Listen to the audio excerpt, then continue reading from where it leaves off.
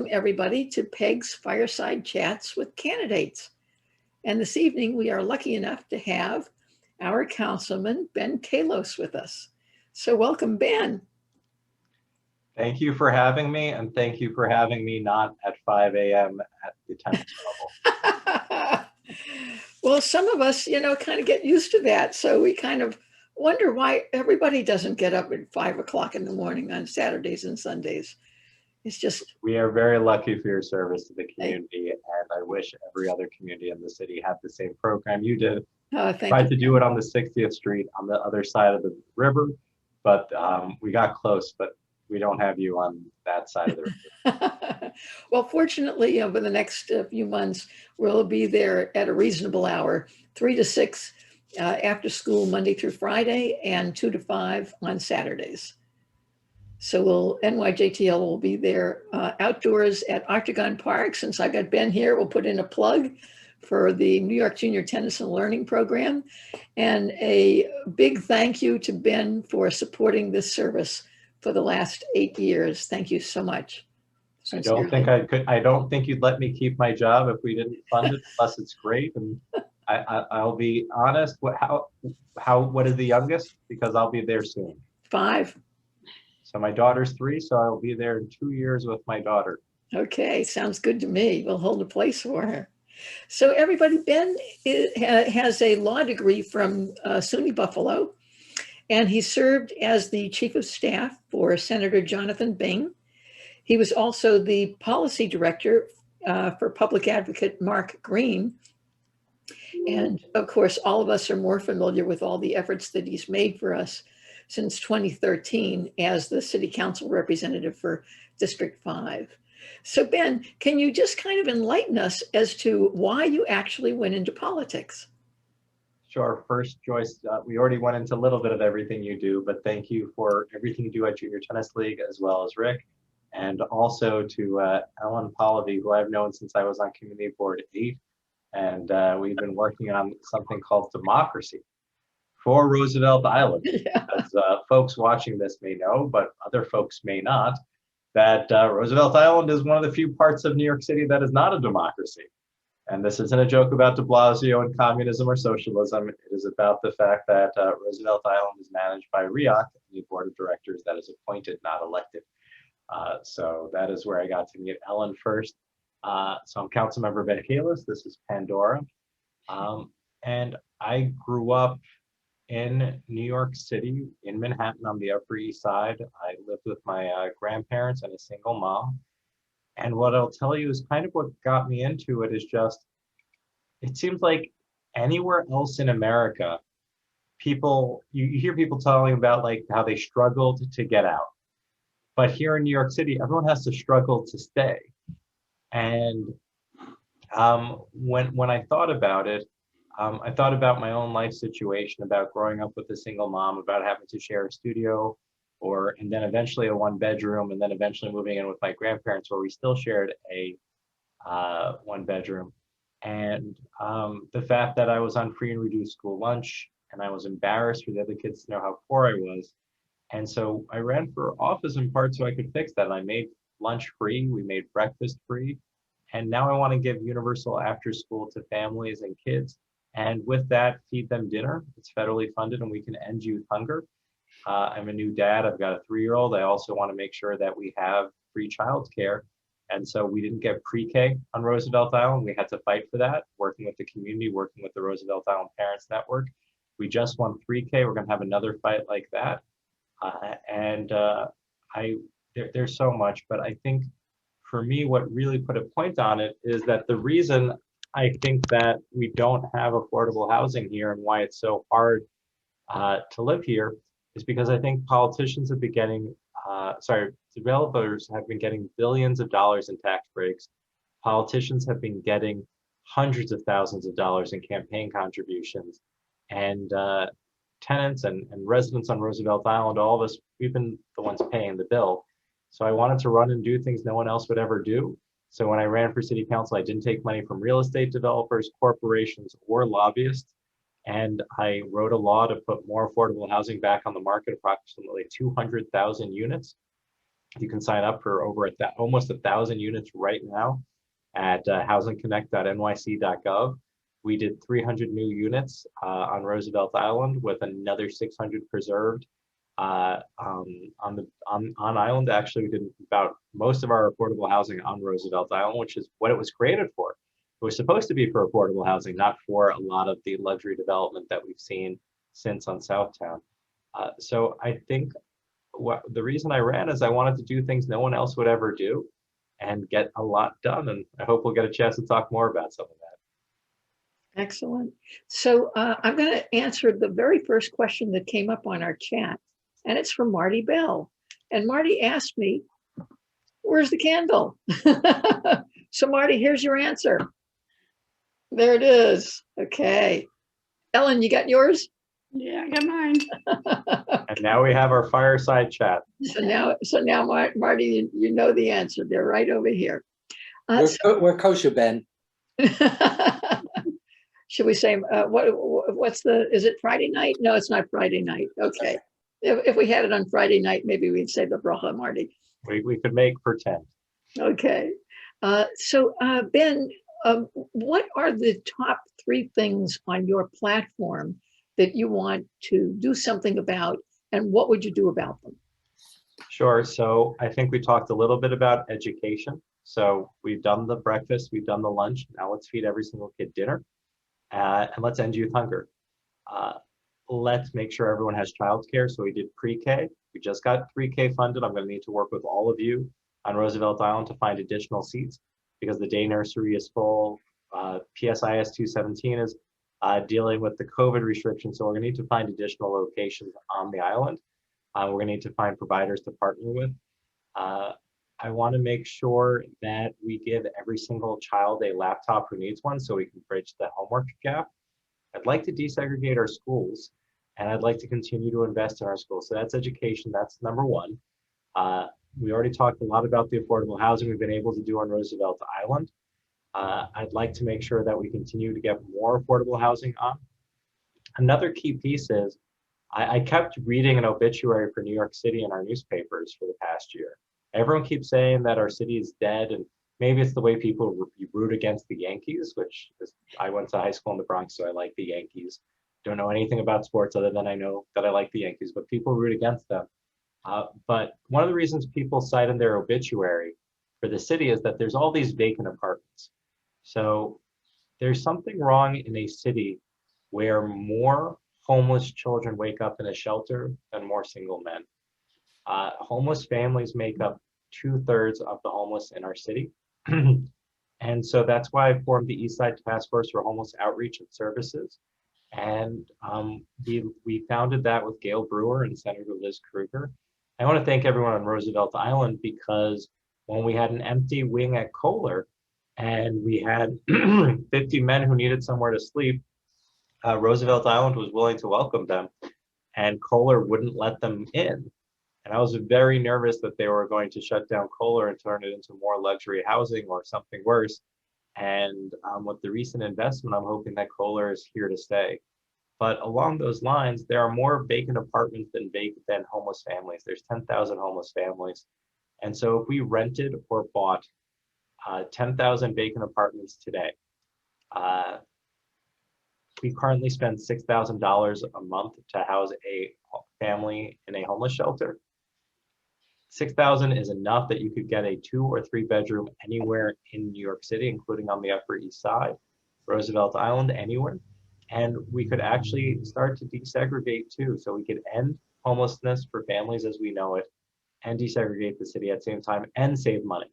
So that's one of the ideas that I've had, and I'm willing to put my money where my mouth is. And I'm pretty much YIMBY for services for the homeless. So I've built a housing for homeless women and children across the street from where I live, a block away. And we're building a homeless shelter on 91st Street, I think 2 or 3 blocks away from where I live. So we've been joined by Lynn Strong Shinazaki, who's actually on Community Board 8. She was one of, I believe, 49 people out of 51 who passed a resolution in support of building shelters in the neighborhood.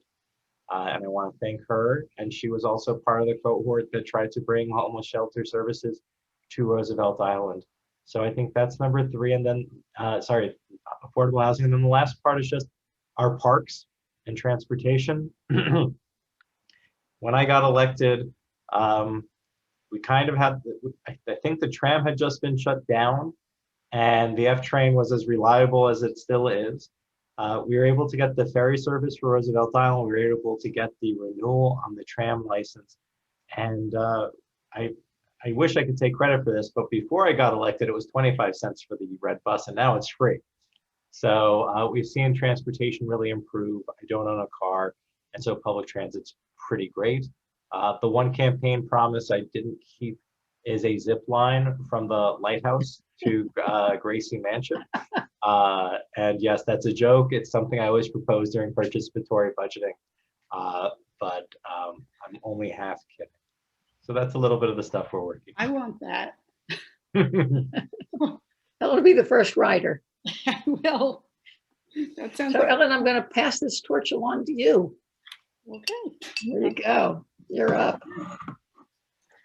Sorry, I don't want to burn down my house, so. All right. Ben, I read through your website, and the only thing I could say is it's, I don't know if this is the right word for it, but prolific. There's so much here that I don't even know where to start. So I'm going to start about what the borough president's office does. Maybe you can enlighten us on the role of the borough president's office as opposed to the city council. Like the two, you know, you're going to be doing very different things in the borough president's office, but a lot of what's on your website is what you've already done, which sounds like a lot of what you might do in the borough president's office. So it's mind-boggling. Would you mind? Our website has about Enlightening us on the differences in the roles. there's about 500 pages on our campaign website. So you are right to feel overwhelmed. And our last newsletter with our 7-year report was over 100 articles long with specific things that we had accomplished or were going to accomplish. So you are absolutely correct. So first, our current borough president is Gale Brewer. She is term limited out and running for city council. And I've been saying for quite a long time, I want to be Gale Brewer when I grow up. I didn't know I was going to be running to succeed her. And ultimately, the job is to try to keep up with Gale Brewer, which is impossible. So what I can promise is I will work my little tuchus off as hard and try to work as hard as she does. And I will probably fail miserably, but that can't stop me from trying as hard as possible. The way I like to explain the borough president is it is basically a council member at large for the borough of Manhattan. So you still are involved in land use policy, but instead of having a member deference ULURP vote, you get to weigh in on everything in Manhattan. And you can even step on the local council member or support them depending on where you are. In my district, Gale Brewer's always backed me and we've always stood up to developers. In other parts of the city, she's made different choices with different members. Another piece is in the budget. So I've always been fighting for school seats for pre-K, 3K, which we just won. I'm now fighting to end youth hunger. And so as borough president, I will be able to weigh in and continue to negotiate with the mayor on the budget. That's something Gale has always done. And then legislation. So I'm a little prolific in legislation. We just passed legislation to ban pesticides from being sprayed on city property. It was legislation that was authored by kindergarten students 7 years ago. They're now in 7th grade. And they out of the words of babes comes wisdom. So I think those are the 3 buckets of power. The one thing that a borough president can do that a council member can't is they have the final say on who gets to be on the community board. I will tell you that Gale has been incredibly a great partner at CB8. And when I got elected, it was incredibly pro-development, incredibly anti-labor, and anti-environment, and not necessarily supportive of the homeless, and not very diverse. Since I've been on, we've been removing people from the community board who just stopped showing up to meetings. That's allowed us to have about 20% turnover and we've been pretty active in recruiting and asking people from the community. Roosevelt Island previously had, I think, 1 or 2 people representing, and I think we're now at, we have Lynn, we have Sharon. Do we have anybody else? So we have more representation for Roosevelt Island. We have a standing Roosevelt Island committee.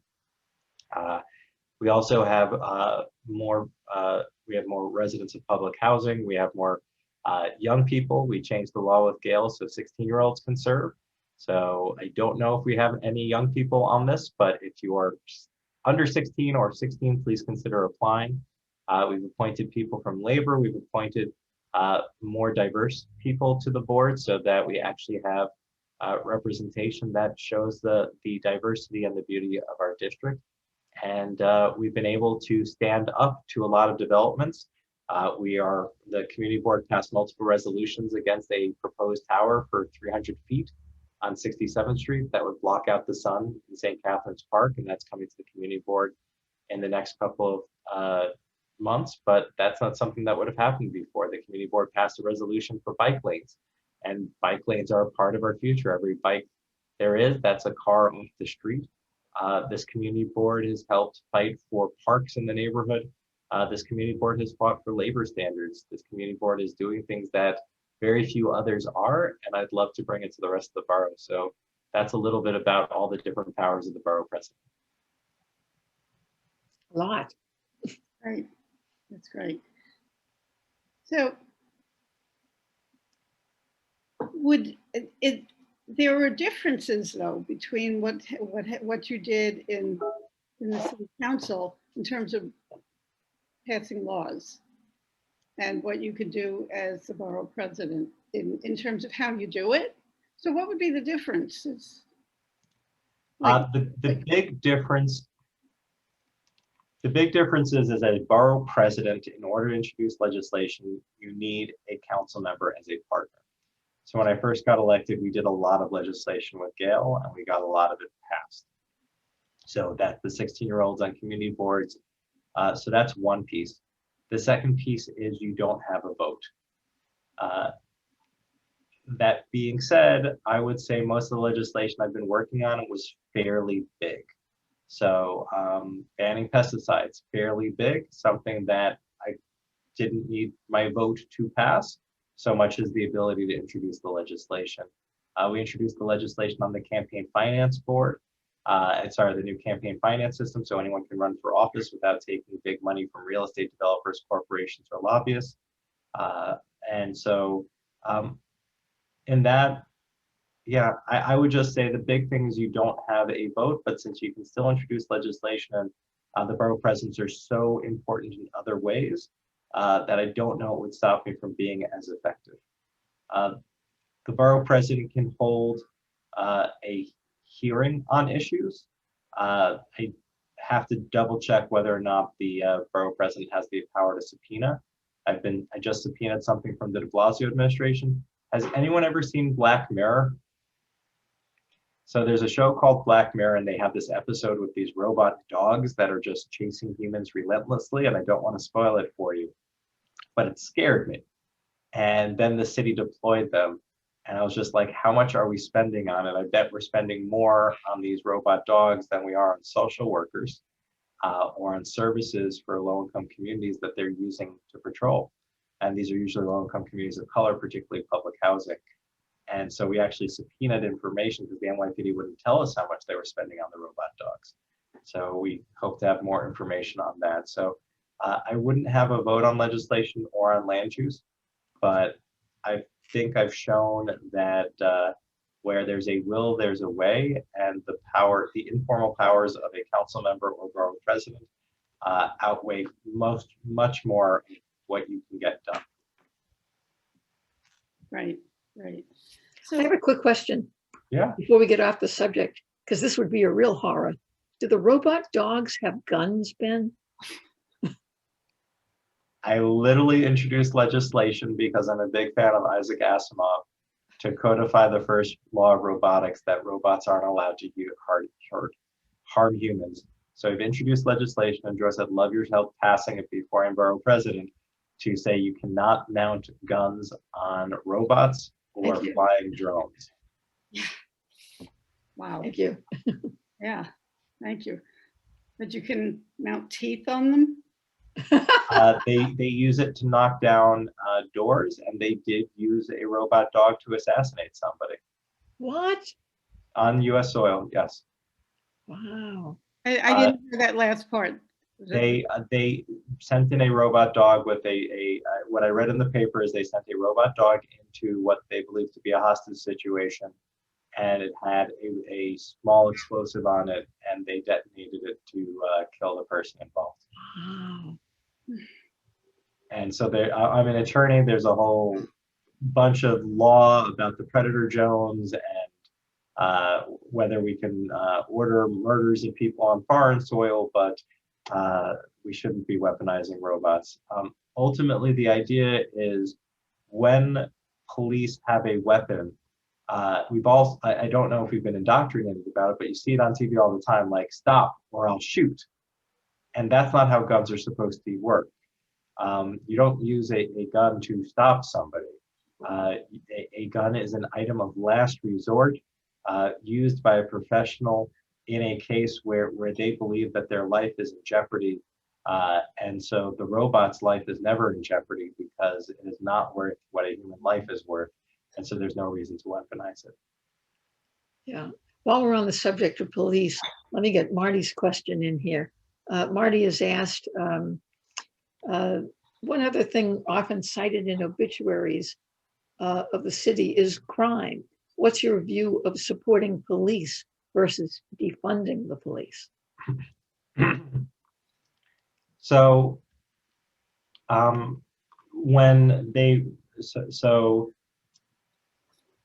Derek Chauvin was found guilty on all 3 counts of murdering George Floyd. And it is not necessarily justice because nothing will ever bring George Floyd's life back. There were other people involved who didn't do anything. And ultimately, it is the start of going into the right direction, but is not necessarily the end of itself. And so when that happened, people took to the streets.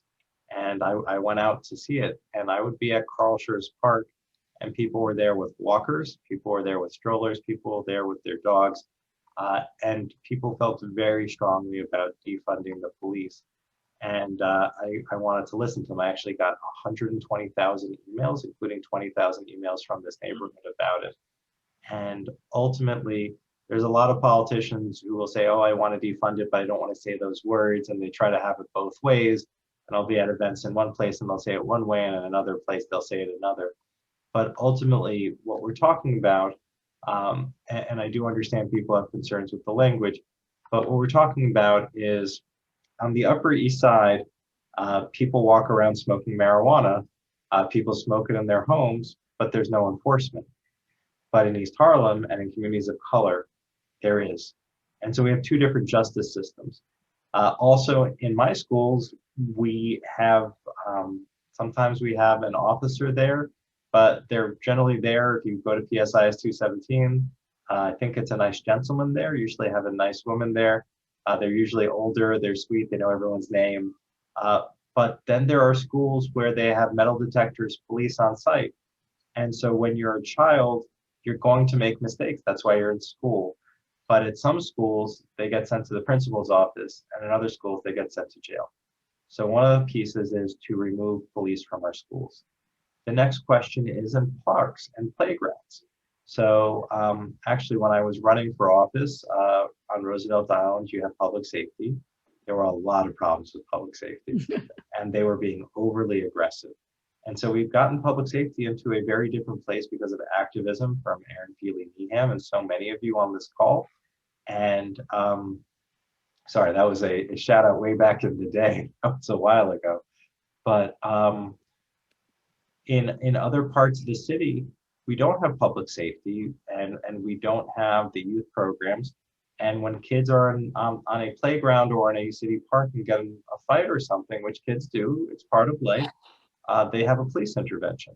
So one of the things is to replace those police in parks with people who can do mentoring and learning opportunities and things like that. And then something that I'm actually proud to say got funded today in the executive budget is we're going to be investing in cure violence programs, about $27 million. That's violence interrupters. Those work a lot better at stopping gun violence. We're going to be investing $6 million in connecting mentors with at-risk youth. We'll be investing $7 million in something called Saturday Night Lights, which is opening youth centers on weekends in the evenings when we've seen a lot of gun violence. We are also investing, I have to pull the document, but we're also investing in a separate mental health response unit. So when we're doing homeless outreach, if they need more than a regular homeless outreach worker, if they need a mental health support because the person's in an emotional disturb, if they're emotionally disturbed or they're in the middle of having a difficult traumatic experience, we're going to send people there without guns.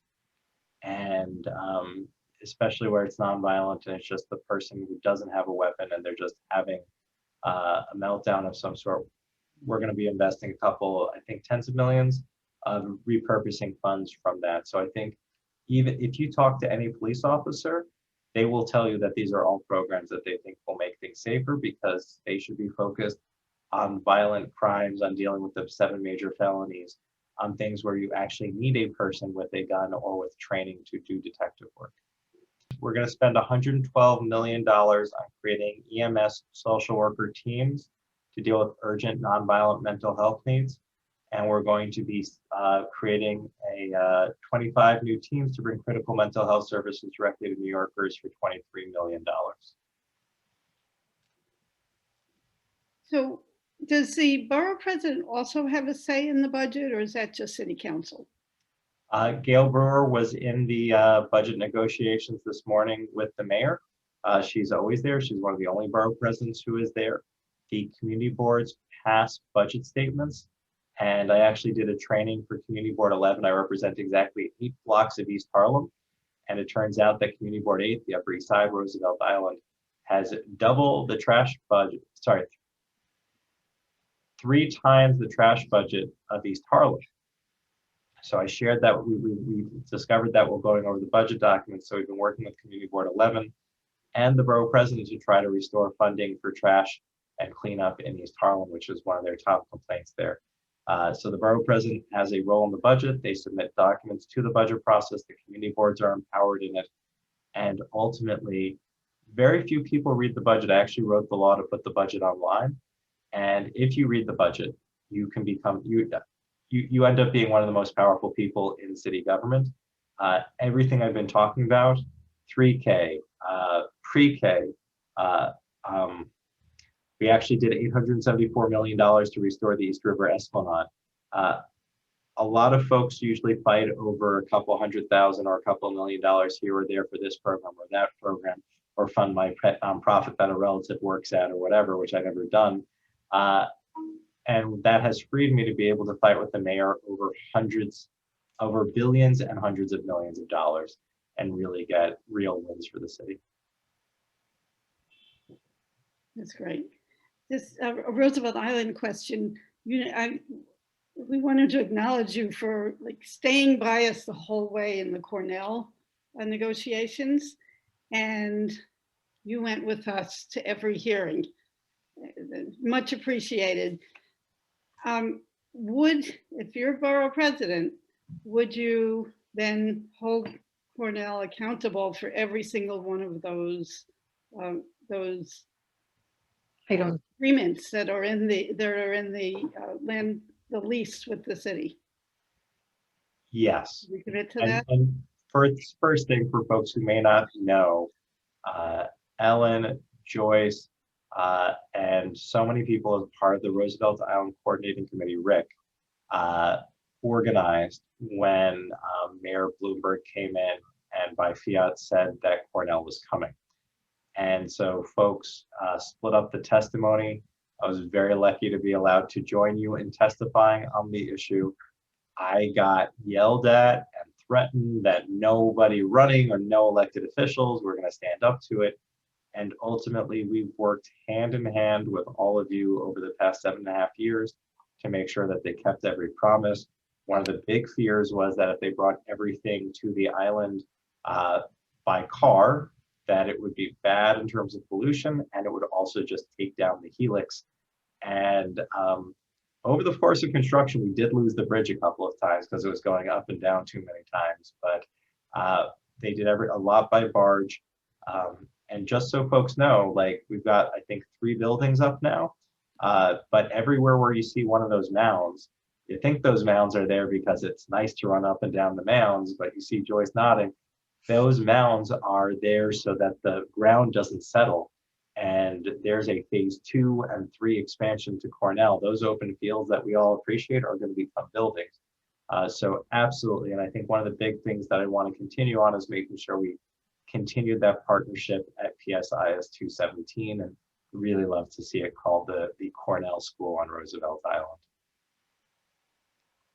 Be nice. Let me just interject one more question from the group, and it's from Lynn Shinazaki. So Ben has been very responsive to Roosevelt Island since he's been in office. Will you continue to be as responsive as borough president?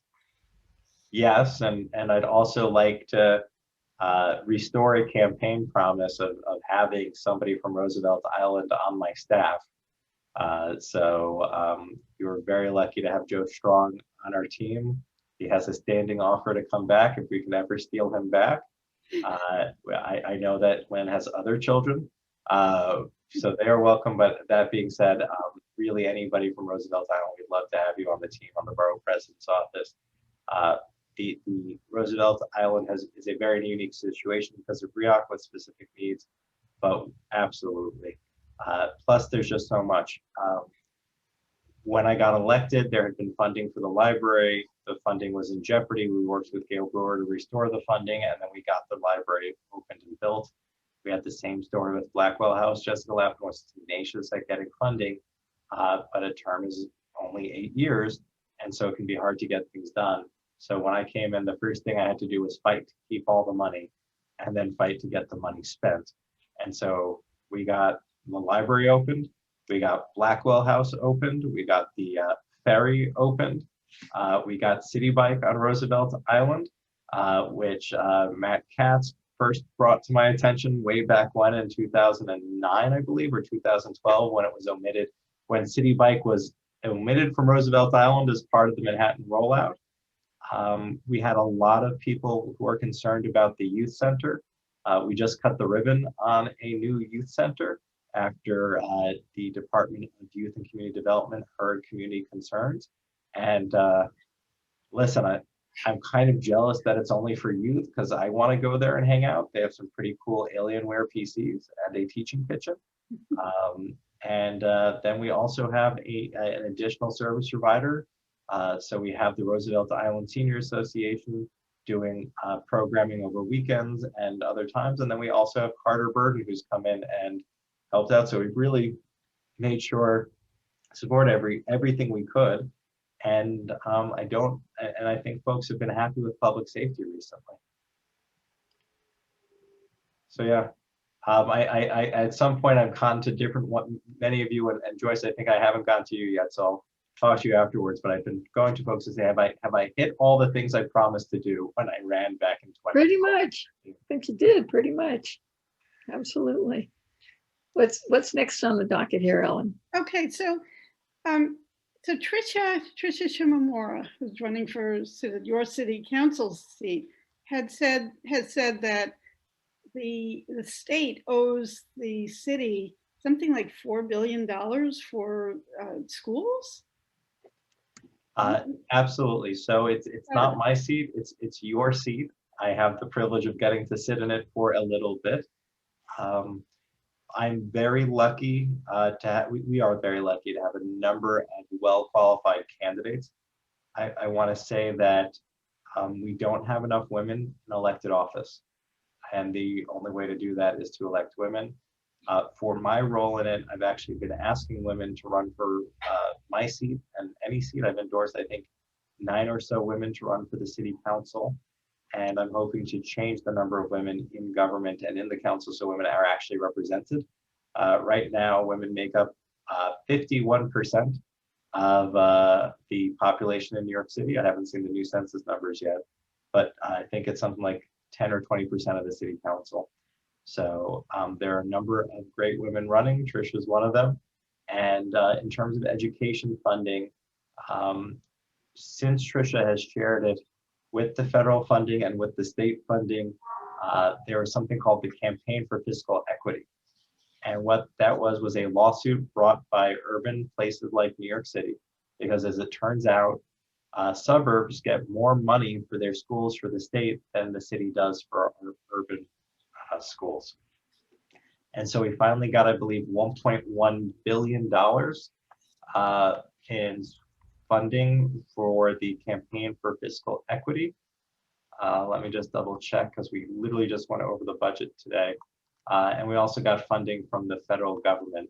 So we probably are still owed back money, but the $1.1 billion helped pay for pre-K. And actually a lot of it came from Congressmember Carol Maloney delivering it from Washington for us.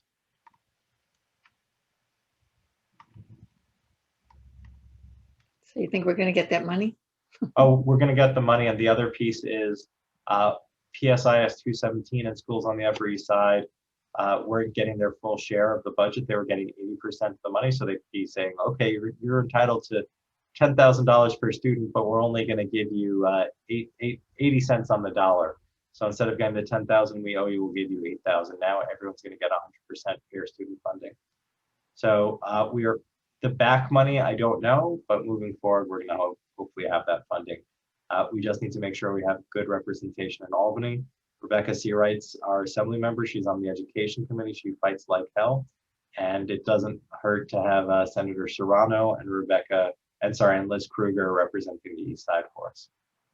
Thank you for clearing that up, Ben. Because I was wondering how would there be enough money in the budget to give us universal childcare and the universal 3K? When I ran in 2013, Mayor de Blasio really made an issue of his campaign, and that's what he won on, and we supported him when he ran on that. We didn't ever endorse him, but when I got elected, we really fought Albany to get that funding. And so the story on pre-K is that it is federally funded for low-income families, and it is federally funded for 4-year-olds and 3-year-olds. And we were funded for 60,000 seats, but Mayor Bloomberg never really rolled it out on 30,000. He was taking it very slow. And so what Mayor de Blasio said is we're going to roll out pre-K, we're going to focus on low-income neighborhoods.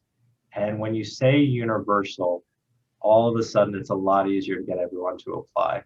So I think when we hit truly universal, we hit 76,000. So what ends up happening is for 60,000 kids, we end up getting federal dollars, either 100% or a subsidy, and then the city pays the rest, and that allows us to have socioeconomic diversity in our schools along with racial diversity. When it comes to 3K, because there was no difference, I knew that we should be fighting for it and trying to get it funded. So we have to lay out certain money. It gets reimbursed by the federal government, either full or in part. And so in the federal stimulus, we got $5.9 billion in direct local aid for the city to spend however it wants, and $7 billion in education money to be used between now and 2024. We also got the $1.1 billion from the state budget. So we are no longer in a budget deficit. We now have more money than we know what to do with. We now have a $98 billion budget, which is bigger than it was going to be before the pandemic. We're also seeing budget increases moving forward. So the 3K, I believe it's going to cost us about $100 or $200 million. And then for 2K and 1K, as I guess I'm calling it now, or basically childcare, we have Early Learn and Head Start for low-income families. And so that's also federally subsidized and funded. And I think we're entitled to tens of thousands of seats. So the goal is to actually try to get as much federal money as possible.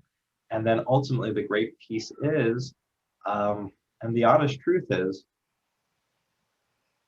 when we were planning a family, my wife and I, we were trying to figure out, like, how do we afford it? Will we ever be able to afford it? How do we do childcare? Who's going to take off from work? And what I have to tell you is that in many households, whether it's a heterosexual couple or a single parent, it's usually the woman who bears the brunt of the child care.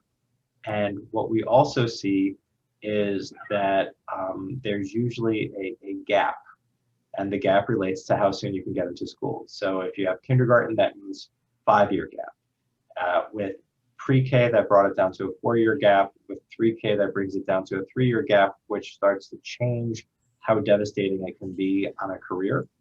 And it also starts changing the pay gap for men and women, again, controlling for the fact that what we've been dealing with and what we've been studying are heterosexual couples and single mothers, which are the propensities. So I think this is going to do a lot. This is going to allow a lot of people who wish to go back to work to go back to work. And when a person who's watching works, the city takes about 3 to 4 cents of every penny you make. We take about 4 cents out of the 8 cents on every dollar you spend. And then the state takes about 10 to 20% of your income, and then the federal government takes a good chunk of it too. Right, right. That's great. So it pays for yourself, it pays for itself in a little bit of a virtuous golden circle. So that the concept that it costs $30,000 for childcare was insane. So this is a big help to everybody. Right. So that's the part of the judgment. So on the Upper East Side and even on Roosevelt Island, like, childcare is expensive. And so in some parts of the city, it's about an average of about $10,000, but here it's $30,000. And I remember our daughter had just been born, and we realized that we weren't going to be able to do it alone. So we went to go look for pre-K, for childcare. And when we showed up, everyone was like, "Oh, did you just get pregnant?" And we were like, "No, we just had our kid." And after the people finished laughing and got up off the floor, they were like, "Well, it's $30,000." And I was like, "I'm a government employee. I don't know what you're talking about. That's crazy." And that's a problem. So this will generate a lot of savings for families because for 4 years of childcare, that's more than college. It's more than I paid for college, and I still have college debt. Then where are you going to put all these childcare centers? So we need to find spaces. So I talked about it when we first started. So we reached out to Roosevelt Island Day Nursery about whether or not they have any space. We've reached out to PSIS 217, and with the 6-foot rule and 3-foot rule, we're very concerned that we have the money for it, but we might not have the spaces. So one of the things we've been looking for is vacant storefronts. So we had Dwayne Reed's close, I think about 100 or 200 of them.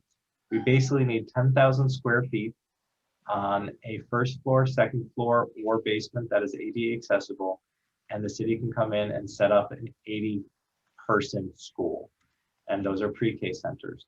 So I've already reached out to REOC and your new president, Shelton Haynes, to say, do you have space for me in the city? We've also reached out to the nonprofits to say, what can we do to work with you to find it? Because I would really like for residents on the island not to have to leave the island for 3K. We already had such a huge fight for learning bridges. And so I'm hoping we can do it. So if anyone from the Roosevelt Island Parents Network is watching, we did it before, let's do it again. I'm glad you brought up the issue of the Learning Lab, because it's been really a godsend to a lot of parents here on Roosevelt Island. Yeah. And I know that you were very supportive in making that happen here. We needed to fight the mayor to bring it to Roosevelt Island. I think the part that was disappointing is that the provider we were working with was not the provider that the city ended up choosing, and that didn't really seem fair, especially because the Island Kids does such great work, but ultimately it had to go through a procurement process, and I don't get to pick the winners. I only get to try to support everyone to try to get people to apply, help them through the process, and make sure we get the seats. Yeah. Unfortunately, I think that the actual funding that was necessary in bringing it to the community was so much larger than what was anticipated that it probably ended up being beneficial, that it went to, you know, a provider with deep pockets, because it was necessary to pull from those deep pockets. You know, the Board of Education doesn't pay you until after you've delivered the service. So you actually have to float it for many, many months before you get a nickel. And so on that basis, I think ultimately it was probably in their best interest that they didn't get that contract. But I agree with you that it was amazing that, you know, that they fought so hard for it and weren't awarded the contract. Didn't hardly seem fair. Yeah, I'd have to agree with you there. Yeah. Okay, Ellen, what else you got? We're running out of time here, but we can take another two questions. A few more questions. So the community board is one of the main roles of the borough president. Would you make any changes? I don't know if you could actually make changes to the community board, but would you make any changes to how you select the people from the members of the community board? Would you have term limits? Would you? Sure. Would you have different ways of selecting people?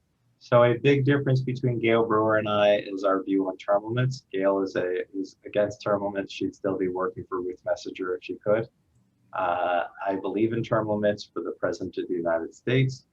Not that we needed them. I'm very grateful we didn't need it, but if we hadn't, it would have been a good thing. And I believe what's good for the goose is good for the gander. I appreciate my term limit. It makes every moment precious, and I believe on them for the community board. There will be term limits of 8 years starting in 2021. Anyone appointed this year will be able to serve until 2029. And in 2029, my daughter will be 11 and in middle school. So I believe if we can get a kid from childcare into middle school, we can train a new group of folks to be our community board leaders. So I do favor term limits, and I plan to honor what the voters chose, which is in 2029. Gale Brewer and I disagree about the term limits, and then the other part is I'm going to be pretty strict about attendance requirements, as I have been, and I will be broadening it to the borough. And so when I told people that if you've missed more than, I believe, 1 in 4 board meetings, so if you've missed 25% or more of the board meetings, and in some cases people are at 40% or 50% of the meetings missed, I've been asking people, would you like to come off the board? And a lot of people skip the conversation because they know it's coming. In some cases, people have said, listen, I've had a medical condition, but I'm going to be better and I'll be there. And so we do give the ADA accommodations anytime somebody asks.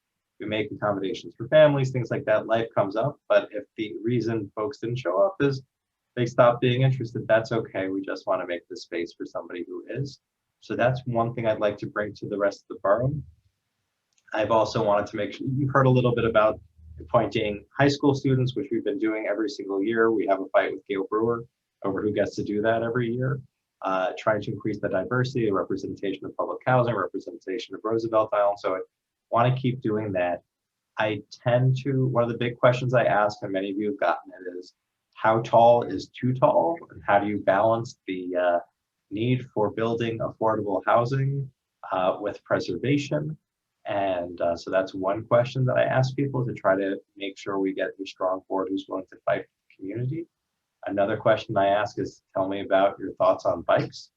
And the third question I ask, not to spoil it, but is, who should I take off the community board to put you on?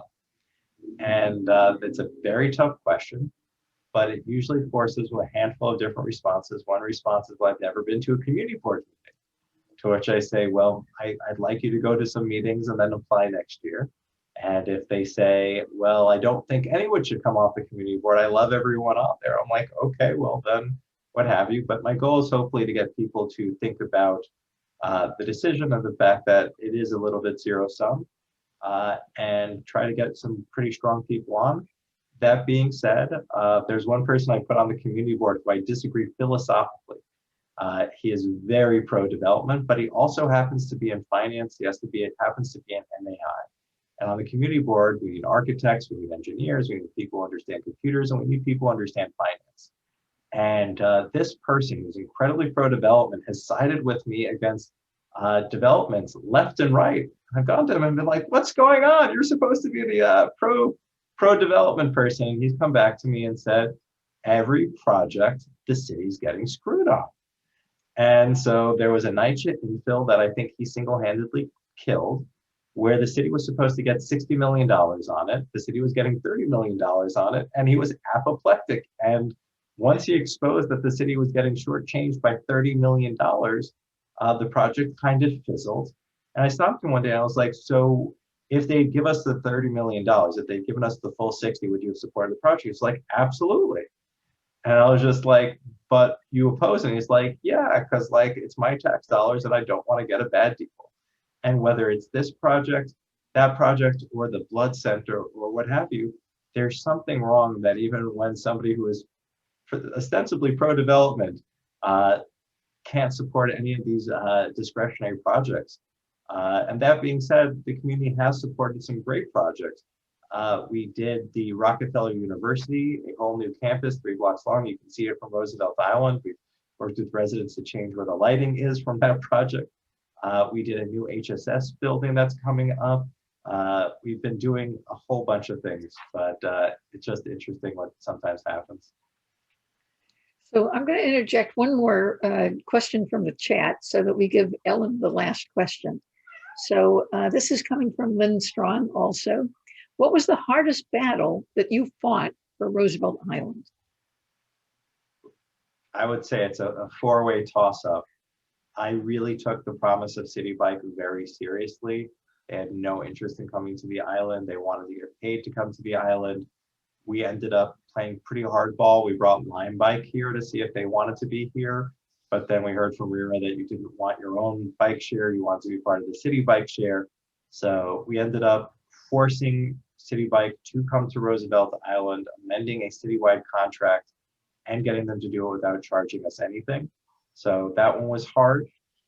Getting the ferry on Roosevelt Island, we literally had to fight the rest of the city to get it. We actually worked with Cornell. Cornell weighed in for the ferry. So that was good, but that one was particularly hard. And then I would just say with the youth center and the senior center, a lot of folks thought that nothing would change ever and that people were untouchable and that there were too many politics and that elected officials would never do their jobs. But they were funded by Department for the Aging and DYCD. And so we worked with residents. If the person wishes to be identified, they can raise their hand or what have you. But we worked with residents, we empowered the residents, and we passed along the complaints and the concerns they had about the youth center and the senior center. Both agencies looked into it. We received a lot of complaints. I don't know if the person who did it, who was incredibly brave, there was a group of them who did it.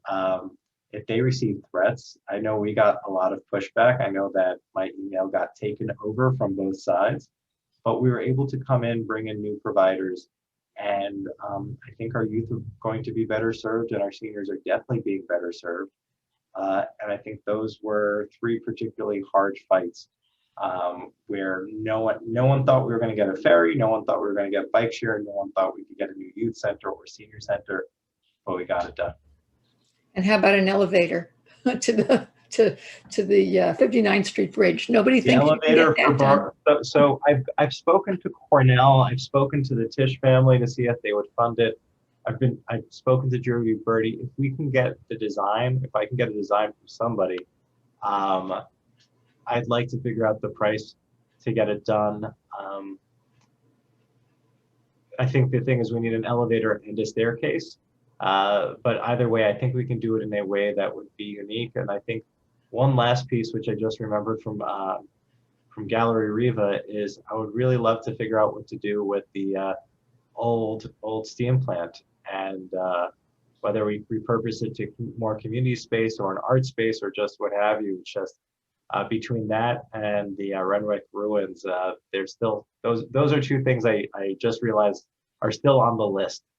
But we just gave funding to a group called Friends of the Ruins. They came to my first Friday, and I'm looking forward to working with them and seeing what we can do there. One thing that I love that we've been doing, and I wish other elected officials would do it, is we do the first Friday. And so the first Friday of every month, 8 a.m. to 10 a.m., you can always come and meet with me in person, now over Zoom. And I love it because I get to talk to folks. So I want to thank all of you for having me. This has been great. Will you keep that up as borough president? Will you keep up your Friday activities? I love it. I don't think any elected official in their right mind would do it, but I love it. And as long as I'm an elected official, I'm going to keep going. So Okay. borough president, I'll keep going, and I'll probably hop around the borough and want to do a first Friday on Roosevelt Island if you'll have me and you'll host me. And if I make it any higher in government, I'll keep doing it. And if I ever make it to other places, I'll make sure to invite you all to whatever house I'm living in. Excellent. Ellen, one last question. So we need a bank here. So I know REAC has tried to get us a bank, and no bank will touch us anymore because they're all closing down. The banks are closing their branches. So could we get a credit union here? Could you create a credit union for us? A New York City credit union? So we had that on Roosevelt Island. I think it was Judy Birdie who told me we had a Roosevelt Island credit union on the island before we had the most recent bank. Mm-hmm. The current bank, so we've been working with Gale Brewer on this very closely, and the state. We've had multiple meetings with the state banking division. Something folks should know: any bank that comes to Roosevelt Island, any of you who may have relationships in finance, will have $30 million in deposit from REAC. REAC will put $30 million into the bank, which is ridiculously huge. And it's either 30 or 10 million, but it's like a lot of money. And not only that, we'll be making, there are certain guarantees. Also, Roosevelt Island is designated actually by the borough president in coordination with the state. It's one of the powers of the borough president to designate areas that qualify for an underserved community for banking. So banks that serve Roosevelt Island will get all sorts of government benefits for being here. So we've been in conversations with multiple banks. The borough president, Gale Brewer, has been doing a lot of the work on this. She feels she has a lead on a bank. And we're doing it. We were offered to have amalgamated, offered to do a bus or some bank light services. And I think the community felt that that was not what we wanted. I've also approached Gracie's, who owns Food Town. In other parts of America, you go into a supermarket and they have a bank there. And it's literally a person sitting at a desk, and that's the bank, and then they have a teller service. And so we've reached out to Food Town about whether or not their business model might support something like that. So we're doing what we can to try to bring the banking back to Roosevelt Island. And if you know anyone who needs support on banking, if they reach out to my office or Gale's office, we will do what we can to provide support for them. Excellent. Unfortunately, I think that that's all the time we have for you tonight, Ben. It's been absolutely wonderful having you here. And we wish you good luck in your quest for the borough presidency office. And I want to just remind everybody that your vote is your voice, and use your voice loud and clear on June 22nd. And you get 5 of them, except for district attorney, where you only get 1. Exactly. So thank you for joining us at our fireside chat. And that's it for this evening, guys. We're blowing out the candles, and we'll see you on Wednesday.